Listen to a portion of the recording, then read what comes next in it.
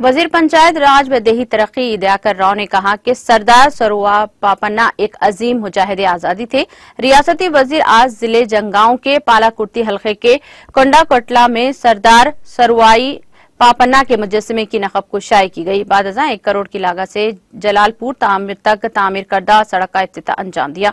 इस मौके पर मुनक़िदा तकरीब से खिताब करते हुए रियासती वजीर इदियाकर राव ने कहा कि जो शख्स एक छोटे से घराने में पैदा हुआ और बुलंदी पर पहुंचा वो सरुआई पापन्ना था। उन्होंने कहा कि इनकी जद्दोजहद आइंदा नस्लों के लिए मशाल राह है।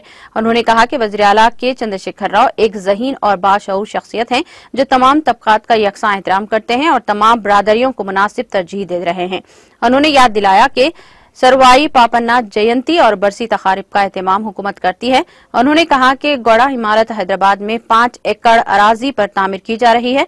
इस प्रोग्राम में मुकामी अवामी नुमाइंदे, गौड़ा संगम के सरकर्दा कायदीन, मुजस्समा तनसीब एसोसिएशन के जिम्मेदारान के अलावा मुकामी अहम सरकर्दा शख्सियात और अवाम की कसी तादाद ने शिरकत की।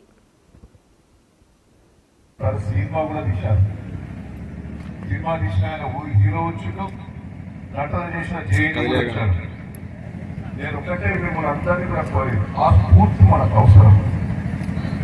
చెడును తిరస్కరించాలి. ముఖ్యంగా బానిస సత్వాన్ని ఎదురు తిరిగిన వ్యక్తి ఆయనే.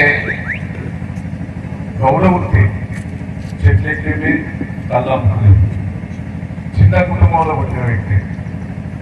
సైనికులు వచ్చి కళ్ళు ఫ్రీగా పోయేవాళ్ళప్పుడే ఎదురు తిరిగాడు. ఎదురు తిరిగితే ఈయన దట్టడానికి ప్రయత్నం చేస్తే ఎదురు తిరిగి వాళ్ళని దట్టాడు. అంటే గౌడ కళ్ళు ఉత్తర పోసేందుకు బెదిరించే ఏర్పాటు చేశారు. ఆ విషయంలో కూడా పోరాటాలు చేసి 1000 మంది సైన్యులను తయారు చేసి రాజ్యాధికారాన్ని తీసుకొచ్చాడు పేద ప్రజల కోసం.